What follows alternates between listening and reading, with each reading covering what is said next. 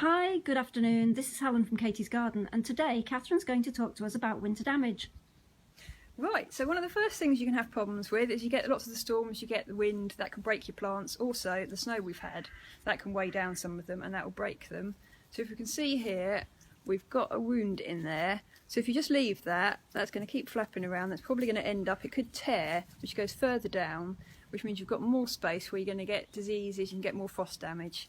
So what you want to do is look for a good join, and then you always want to cut just above a shoot or a leaf because that's where the growth hormones are and that's how the plant's going to recover. If you do it anywhere else, you'll be waiting for that to die down. So a nice neat chop across, and that should now start to regrow. If you've had problems with frost damage, we can see here on this Hebe. Okay, let's have a look at the Hebe. Just hold on. Here we go. So you've got some browning on the tips. Okay. You should find that pretty much all the time the frost damage will be at the ends of the plant. One reason is because that's the young part of it, so that's always going to be more vulnerable because it's softer. But it's also because it is on the outside. It's a bit like penguins when they're huddling in the Arctic or Antarctic, wherever they live. That, you know, they sort of take turns to be the one on the outside because the outside is where it's really cold, and if you're in the middle, you're nice and cosy, so that's where they're safe. So what you do want to do is cut down again to where you can see a decent bit of growth. We look in the middle here.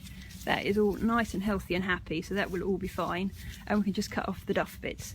Okay, However, so you're saying in the middle is fine and it's just around the outside where the damage is meant to be greatest? Yeah. Okay. Yeah, so you can just trim that away. However, because it is only March, Yeah.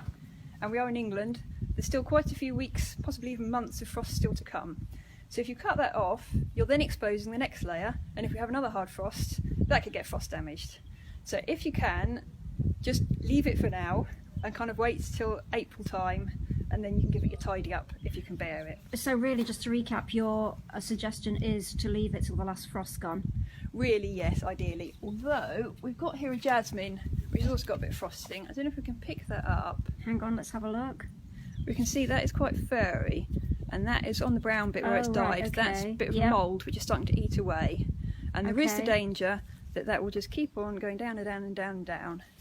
And at that point, it probably is a good idea now to give that a chop off. Get rid of that, get yourself again to a nice healthy bit. So completely get rid of anything that's at all diseased or damaged. Okay. And we'll hope there isn't another frost, but you might end up having to cut down again. So some of it's a bit of a judgment call, how big your plant is, whether you're willing to keep on chopping down, but ideally you don't want to. So I think that sort of sums it up, really. Okay, that's great. Thanks ever so much, Catherine. Thank you.